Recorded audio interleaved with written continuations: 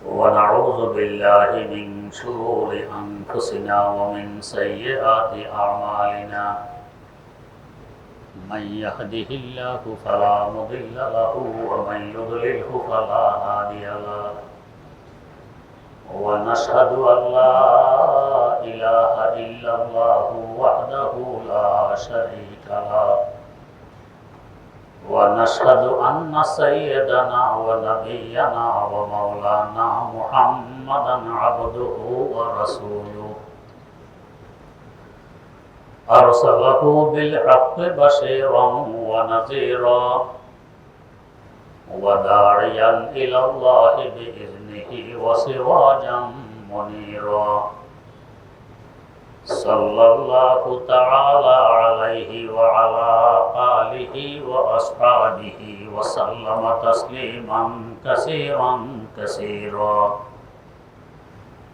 أما بعد فأعوذ بالله من الشيطان الرجيم بسم الله الرحمن الرحيم وعلم آدم الأسماء كلها صدق الله مولانا العظيم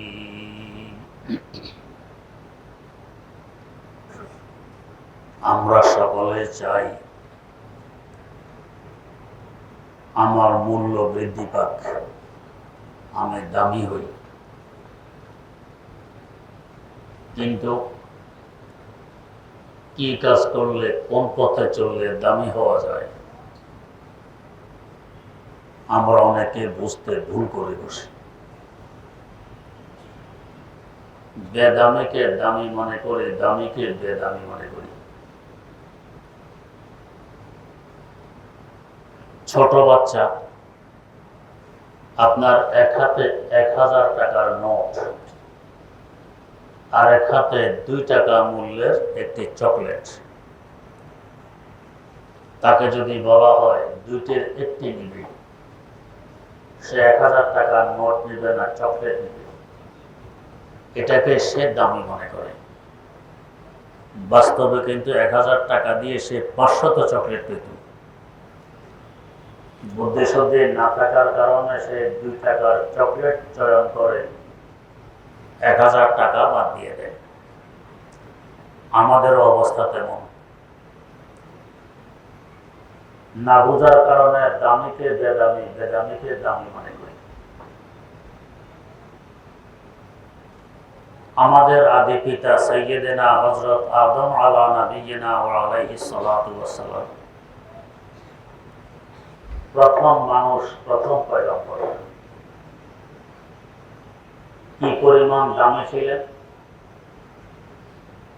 আমাদের সৃষ্টির আগে আশরাফুল মাখলুকাত ছিল ফেরেশতাগণ, এর থেকে উত্তম কোন মাখলুক ছিল না। আশরাফুল মাখলুকাত ফেরেশতাদেরকে আল্লাহ পাক আদেশ করলেন, তোমরা আদমকে সিজদা করো। وَإِذْ قَالَ لِلْمَلَائِكَةِ اسْجُدُوا لِآدَمَ, আদমকে সিজদা করো। ফাসাজাদু, সকল ফেরেশতা আদমকে সিজদা দিল। যে সিজদা দিল তাকে বলে সাজিদ, কর্তাবাচক শব্দ, সিজদা করনে ওয়ালা। যাকে সিজদা দিল তাকে বলা হয় মাসজুদ, সিজদা পানে ওয়ালা। বলুন তো, যে সিজদা করে সে দামি না যাকে সিজদা করা হয় সে দামি? যাকে সিজদা করা হয় সে দামি। আমরা সিজদা করি আল্লাহ রাব্বুল আলামিনকে, আমরা সাজিদ, আল্লাহ রাব্বুল আলামিন মাসজুদ। তিনি দামি, আমাদের তুলনায় কোটি কোটি গুণ বেশি, তুলনায় চলে। আদম আলাইহিস সালাম মাসজুদের বালাইকে হলেন ফেরেশতাদের সিজদার পাত্র, আর ফেরেশতারা হলেন সাজিদ, সিজদা করনে ওয়ালা। আদমের দাম কত বেশি? এর দাম বেশি হওয়ার কারণ কি? বেশি হওয়ার কারণ কোরআনে কারিমে উল্লেখ আছে, ওয়া আল্লামা আদামাল আসমাআ কুল্লাহা। প্রথম ওনাকে শিখাইলেন সমস্ত মাখলুকের নাম।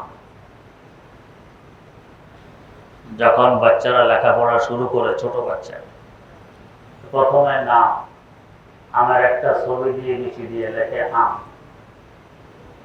পেঁপের ছবি দিয়ে নিচে লেখে পেঁপে, কমলার ছবি দিয়ে নিচে লেখে কমলা, তালের ছবি দিয়ে নিচে লেখে তাল। প্রথমে নাম শেখানো হয়। এরপরে আস্তে আস্তে কোন ফলের কি উপকারিতা, কোন ফল খেলে কি লাভ হবে, কোন বস্তুর কি ক্ষতি, এগুলো আস্তে আস্তে শেখানো হয়। আদম আলাইহিস সালামকে প্রথম পর্বে শেখানো হলো সবকিছুর নাম। সাধারণত আমরা তো মনে করি নাম শিখাই দিল, সহজ কথা, আম জাম লিচু কলা কাঁঠাল। আল্লাহ পাক বলেন আসমা আর কুল্লাহা, সকল মাখলুকের নাম। সাধারণ কথা, আমরা তো মনে করি মাখলুকের সংখ্যা কত, 18,000। কথায় কথায় বলি 18,000 মাখলুক আছে। মাখলুকের সংখ্যা 18,000, এই সংখ্যার ব্যাপারে কোন সহিহ হাদিস বর্ণিত নেই। তাহলে মাখলুকের সংখ্যা কত? বিভিন্ন তাফসীর গ্রন্থে আছে। হযরত জাফর সাদিক রাহিমাহুল্লাহু তাআলা থেকে বর্ণিত যে আল্লাহ পাক 18,000 মাখলুক সৃষ্টি করেননি, 18,000 আলাম সৃষ্টি করেছেন। আলাম মানে জগৎ। জগৎ বলতে কি বোঝায়? আমরা সাধারণত বুঝি মানব জগৎ, জিন জগৎ, বৃক্ষ জগৎ, মৎস্য জগৎ, পঙ্খী জগৎ ইত্যাদি ইত্যাদি, এগুলো জগৎ। যদি এগুলো ধরা হয়, এক এক জগতে কত কোটি কোটি মাখলুক। বৃক্ষ জগতের দিকে তাকাই, সারা দুনিয়ার গাছগুলো সব তাল গাছ, অসংখ্য প্রকারের গাছগাছালি আছে। মৎস্য জগতের দিকে তাকাই, সারা দুনিয়ার মাছ, কই মাছ, অসংখ্য প্রকারের মাছ আছে সাগরে। তো এক জগতের দিকে তাকাইলে তো অসংখ্য মাখলুক। কিন্তু তাফসীরে রুহুল বায়ানে উল্লেখ আছে যে আল্লাহ পাক 18,000 জগৎ সৃষ্টি করেছেন, ওয়া দুনিয়া মিনহা। এই 18,000 জগতের মধ্য থেকে গোটা দুনিয়া হলো একটি জগৎ। এই দুনিয়ার ন্যায় 18,000 জগৎ সৃষ্টি করেছেন। এবার চিন্তা করুন, এক দুনিয়াতে কত মাখলুক। যারা শুধু জীব নিয়ে গবেষণা করেন, তাদের গবেষণায় আজ পর্যন্ত 15,000 কোটিরও অধিক জীব ধরা পড়েছে। যত দিন যায় সংখ্যার সাথে আরো সংখ্যার যোগ হয়। তা তাদের দৃষ্টিতে জীব বলতে কি বোঝায়? তারা জীবের সংখ্যা দেন, জীব বলা হয় ওই সমস্ত প্রাণীকে যার প্রাণ আছে, সে তো প্রাণী। এর পাশাপাশি নিজ ইচ্ছায় এক জায়গা থেকে আরেক জায়গায় যেতে পারে, তাকে বলে জীব। তাদের এই সঙ্গ অনুপাতে গাছগাছালি জীবের আওতায় পড়ে না। প্রাণ আছে, জীবন আছে, কিন্তু স্ব ইচ্ছায় এক জায়গাতে আরেক জায়গায় যেতে পারে না। তাই তাদের দৃষ্টিতে এগুলো জীব নয়। তো যেগুলো জীব, এদের সংখ্যায় আজ পর্যন্ত ধরা পড়েছে 15,000 কোটিরও অধিক, শুধু জীবের সংখ্যা। আর সকল মাখলুকের সংখ্যা কত হবে চিন্তা করুন। আমাদেরকে যদি বলা হয় যে কিছু গাছগাছালির নাম বলুন তো, কয়টা পারবো? আম গাছ, জাম গাছ, তাল গাছ, বেল গাছ, সুপারি গাছ, নারকেল গাছ, খেজুর গাছ, কলা গাছ। এরপরে খোঁজাখুঁজি শুরু হবে, গাছের নাম মনে আসে না। অত বড়ের পাশে আরো কত প্রকারের গাছ আছে, তারপর নাম মনে আসে না। আর আদম আলাইহিস সালাম শুধু গাছগাছালি নয়, সকল মাখলুকের নাম মুখস্থ করেছেন, মুখস্থ রেখেছেন। পরীক্ষার হলে ফেরেশতাকুলের সামনে আল্লাহ পাকের দরবারে শুনাইও দিয়েছেন। তো প্রাথমিক পর্যায়ে শুধু নাম, এরপরে বিভিন্ন তাফসীর গ্রন্থে আছে কোন মাখলুকের কি দোষ, কোন মাখলুকের কি গুণ, কোন মাখলুকের কি বৈশিষ্ট্য, এগুলো তাকে শেখানো হয়েছে। এর পাশাপাশি শেখানো হয়েছে 7 লক্ষ ভাষা। তাফসীরের কিতাবে আছে কিয়ামত পর্যন্ত তার সন্তান সন্ততিরা এ বাপের শিখা 7 লক্ষ ভাষা ব্যবহার করবে এই জগতে। বর্তমান বিশ্বে প্রায় 13,500 ভাষা চলছে। পুরাতন কোনো ভাষার বিদায় ঘটে তো নতুন কোনো ভাষার আগমন ঘটে। এইভাবে 7 লক্ষ ভাষা ব্যবহার হবে জগতে। এগুলো সব আমাদের আব্বার আনিত ভাষা।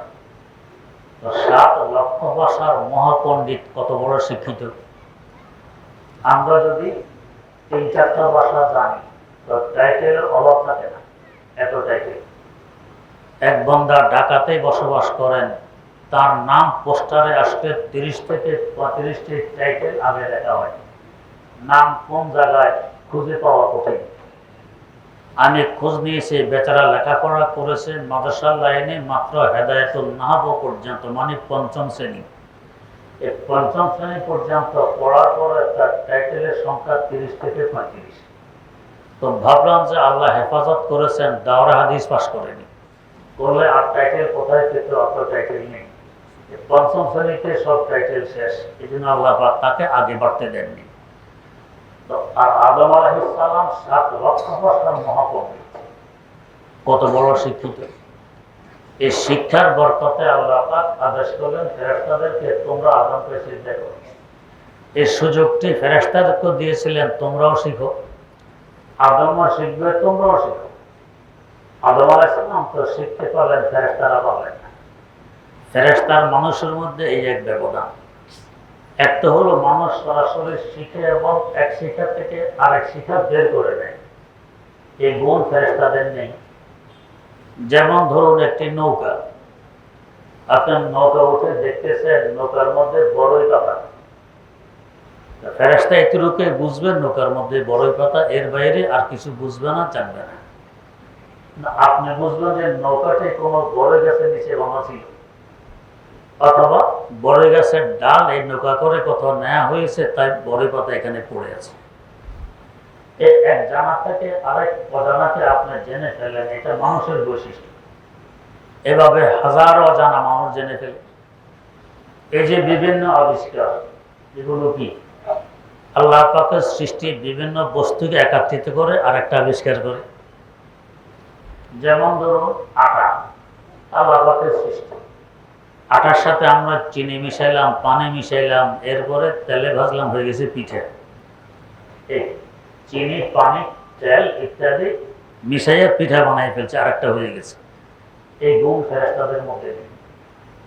এক বস্তু থেকে আরেক বস্তু প্রস্তুত করা, এক এলেম থেকে আরেক এলেম অর্জন করা, এটা একমাত্র মানুষের বৈশিষ্ট্য। তাই মানুষ হয়ে গেছে মাসজুদুল মালায়েকা, ফেরেশতাদেরও সিজদার পাত্র, এলেমের বরকত। আল্লাহ পাক যত পয়গম্বর পাঠাইছেন, সকল পয়গম্বর তাদের যুগের শ্রেষ্ঠ আলেম। এর থেকে বড় আলেম, বড় শিক্ষিত আর কেউ হয়নি, হওয়া সম্ভব ছিল না। হযরত ইদ্রিস আলাইহিস সালাম, নূহ আলাইহিস সালামেরও আগের, আজ থেকে প্রায় 6500 বছর আগের পয়গম্বর ইদ্রিস আলাইহিস সালাম, এ অঙ্ক তিনি আবিষ্কার করেছেন। তার থেকে অঙ্ক এসেছে যে 2 আর 2 যোগ দিলে কত হয়? 4 হয়। এগুলো তার আবিষ্কার। এভাবে প্রত্যেকটি এলেম পয়গম্বরদের থেকে এসেছে। আল্লাহ, আজ আমরা ইঞ্জিনিয়ারিং বিদ্যা দিয়ে লোহাকে সোজা করি, ব্যাকা করি, কত কিছু প্রস্তুত করি, কত মেশিনারি, কত যন্ত্রপাতি আমরা বানাই নিই লোহা দিয়ে। নরম করার আগে আগুনে পুড়তে হয়, হিট দিয়ে তাকে নরম করতে হয়, এরপর হাতুড়ি দিয়ে পিটাইতে হয়, অথবা মেশিন ব্যবহার করে লম্বা কিংবা ব্যাকা করতে হয়, কত ব্যাক পেতে হয়। হযরত দাউদ আলাইহিস সালাতু ওয়াস সালাম, আল্লাহ পাক বলেন ওয়া আলান্না লাহুল হাদিদ, দাউদ আলাইহিস সালাম লোহা হাতে নিয়ে যা বানানোর দরকার তা বানিয়ে ফেলতেন। না হাতুড়ির প্রয়োজন, না আগুনের দরকার, না নরম করার আবশ্যকতা, কিছু দরকার ছিল না, হাতে নিয়ে বানা। তাহলে এবার বলুন কত বড় ইঞ্জিনিয়ার ছিলেন হযরত দাউদ আলাইহিস সালাম। তেমনিভাবে হযরত মূসা আলাইহিস সালাম, ফেরাউনের সাথে তার সংঘর্ষ, দ্বন্দ্ব, যুদ্ধ। এখন আমরা যুদ্ধে কত রকমের অস্ত্র ব্যবহার করি, পারমাণবিক অস্ত্র, কত কিছু। এরপরে কোনো সময় জানে টিকে থাকতে পারি না।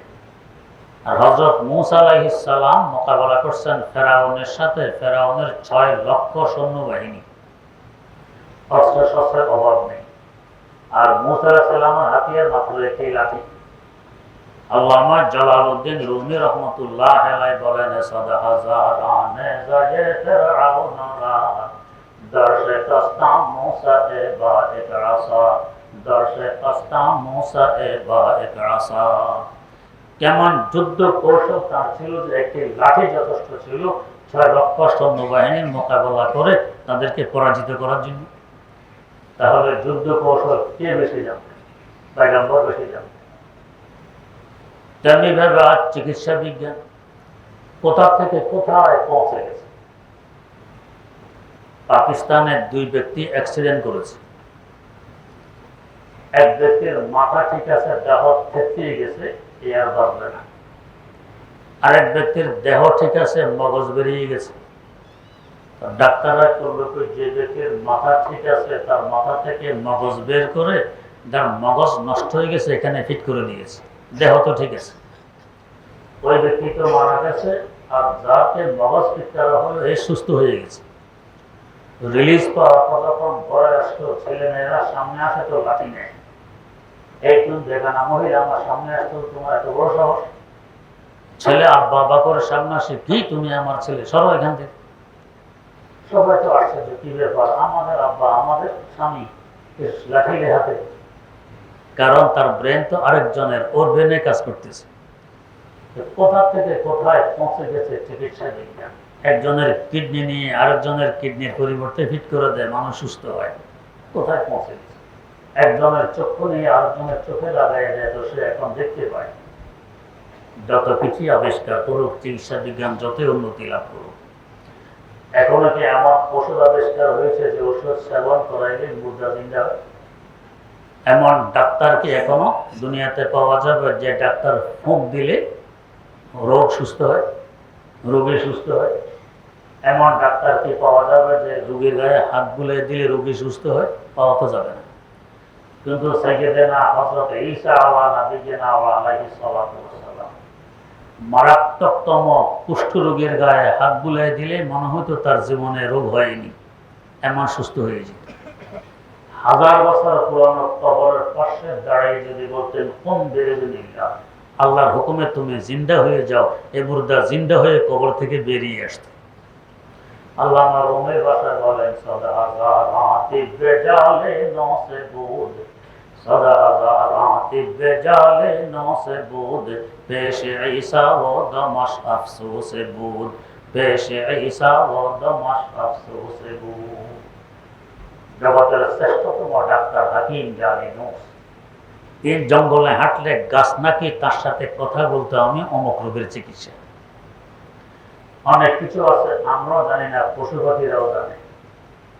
হাকিমুল ইসলাম আল্লামা কাদির তৈয়ব সাহেব রহমতুল্লাহ আলাইহি উল্লেখ করেছেন, ভারতের এক জায়গায় বানরের উপদ্রব খুব বেশি, বানর।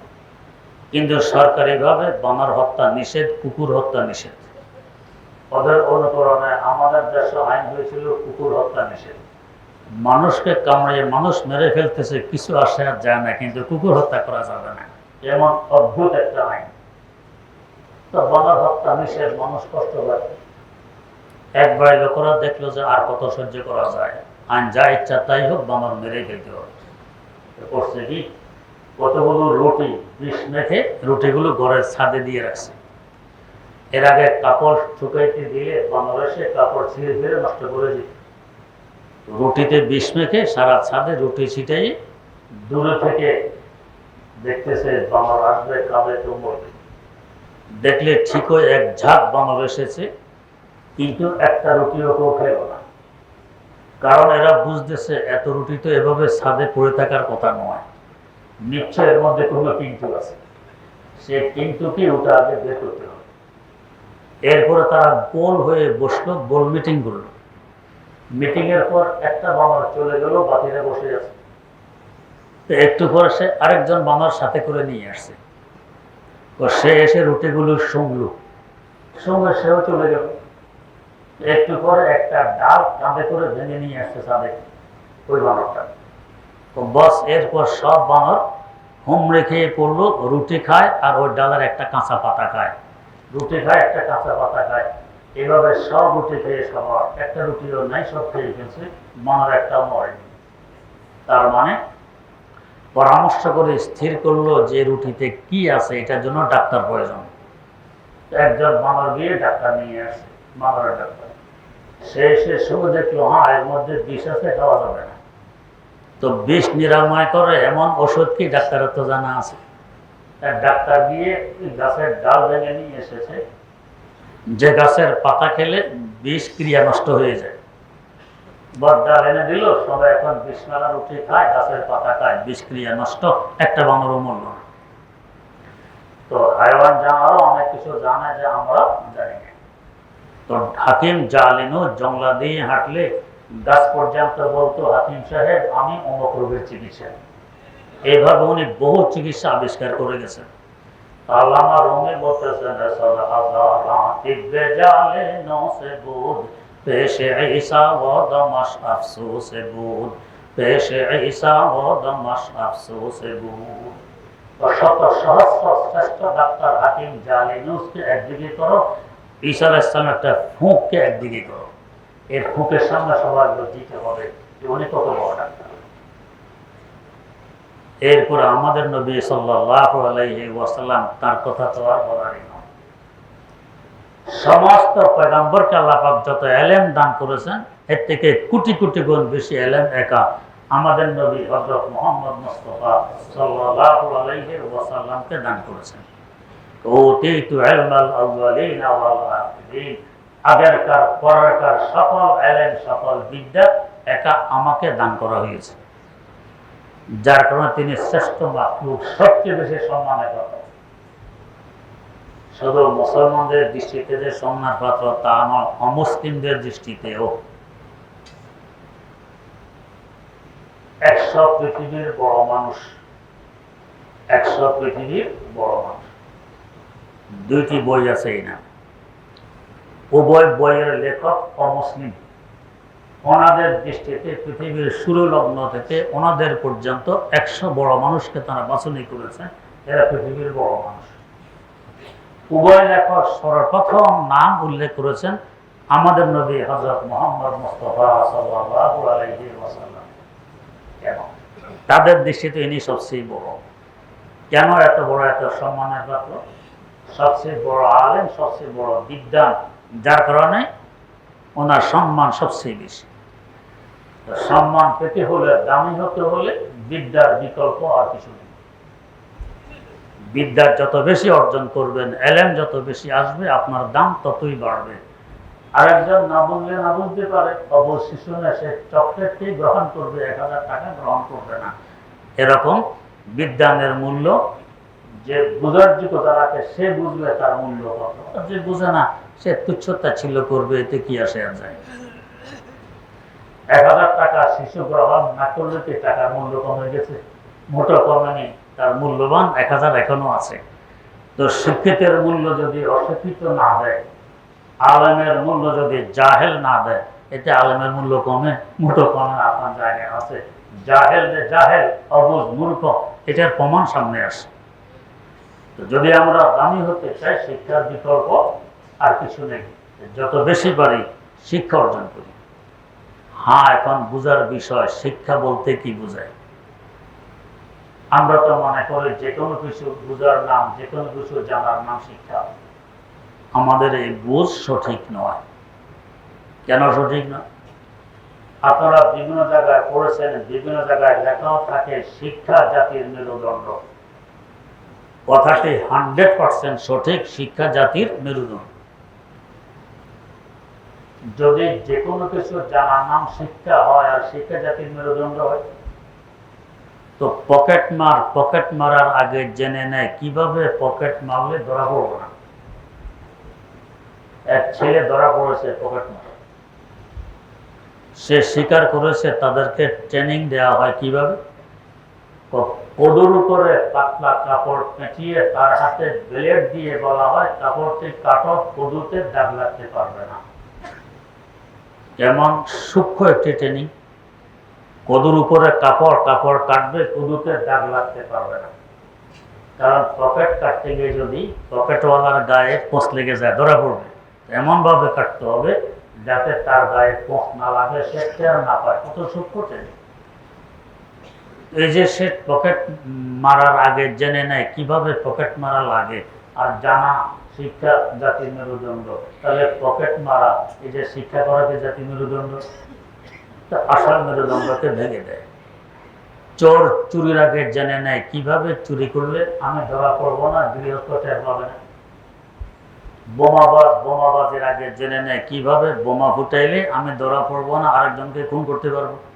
শত ট্রেনিং দিয়ে নেয়। এগুলো তো জানা। তো সকল জানাকে যদি শিক্ষা বলা হয়, শিক্ষা জাতির মেরুদণ্ড, তো বোমাবাজি জানা, চুরি করা জানা, ডাকাতি করা জানা, মানুষ খুন করা জানা, এগুলোকে জাতির মেরুদণ্ড। এগুলো তো আসল মেরুদণ্ডকে ভেঙে দেয়।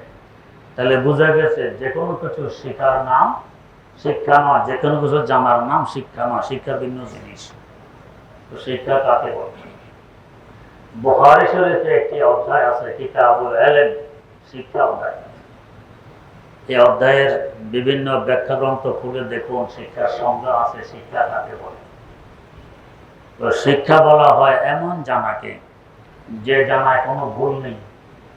শিক্ষা বলা হয় এমন জানাকে যে জানায় কোনো মিথ্যা নেই। শিক্ষা বলা হয় এমন জানাকে যে জানায় কোনো ধোঁকা নেই। শিক্ষা বলা হয় এমন জানাকে যে জানায় কোনো পদস্খলন নেই। শিক্ষা বলা হয় এমন জানাকে যে জানায় কোনো প্রতারণা নেই। এমন নির্ভেজাল জানাকে বলে শিক্ষা। এবারে সহজেই বুঝতে পারবেন এটা কোন শিক্ষা, যে শিক্ষায় কোনো ভুল নেই, যে শিক্ষায় পদস্খলন নেই, যে শিক্ষায় মিথ্যা নেই, যে শিক্ষায় ধোঁকা নেই, যে শিক্ষায় প্রতারণা নেই। এটা কোন শিক্ষা? সহজেই বুঝতে পারবেন। এই বুখারী শরীফের শিক্ষা অধ্যায়ের ব্যাখ্যায় বিভিন্ন গ্রন্থে উল্লেখ আছে যে আমরা শিক্ষার জন্য, জানার জন্য প্রথমে আমাদের দেহের 5টি অঙ্গ ব্যবহার করে থাকি। 5টি অঙ্গ, এগুলোকে পঞ্চেন্দ্রিয় বলা হয়। যথাক্রমে অঙ্গগুলো জিহ্বা, নাসিকা, চক্ষু, কর্ণ ও ত্বক। ত্বক মানে চামড়া। আবহাওয়া গরম কি ঠান্ডা, বরফের টুকরা ঠান্ডা না গরম, আগুনের জ্বলন্ত কয়লা ঠান্ডা না গরম, বুঝি চামড়া দিয়ে। দেহের চামড়া লাগাইলে চামড়া বলবে এটা ঠান্ডা, ওটা গরম। অমক বস্তু সুন্দর কি অসুন্দর এটা বুঝবো চোখ দিয়ে। অমক বস্তু মিষ্টি না টক এটা বুঝবো জিহ্বা দিয়ে। অমক বস্তুতে ঘ্রাণ না দুর্গন্ধ এটা বুঝবো নাক দিয়ে। আওয়াজটি মানুষের না গরু ছাগলের এটা বুঝবো কান দিয়ে। এই 5টি অঙ্গ দিয়ে আমরা প্রথমে বোঝার চেষ্টা করি। এই 5 অঙ্গের মাধ্যমে যে বুঝগুলো আমরা নিয়ে থাকি, এই বুঝগুলো সবসময় কিন্তু সঠিক হয় না। যেমন ধরুন, আমরা এখন সূর্যের দিকে তাকাইলে সূর্যকে দেখা যায় বেশি থেকে বেশি 1 ফিট দৈর্ঘ্য প্রস্থ। এটা বাতের প্লেটের নেয় সূর্য, এটা চোখ বলতেছে। আসলে কি সূর্য বাতের প্লেটের নেয় এত ছোট? বাস্তবে আমাদের 20 কোটি বর্গ মাইল আয়তনের পৃথিবী থেকে 13 লক্ষ গুণ বড় এই সূর্য।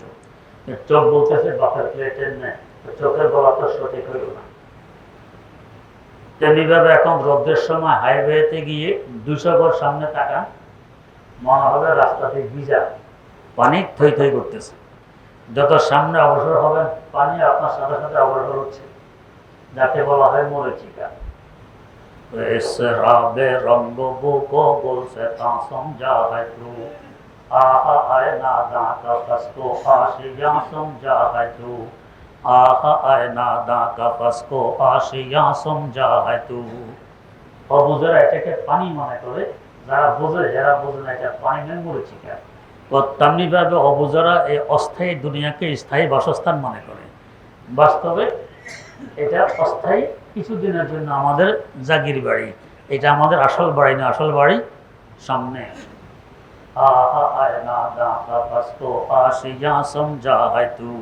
এটা মুমিনের জন্য জেলখানা, জেলখানাকে আসল বাসস্থান মনে করে রাত দিন 24 ঘন্টা এর পিছনে আমরা দৌড়তেছি।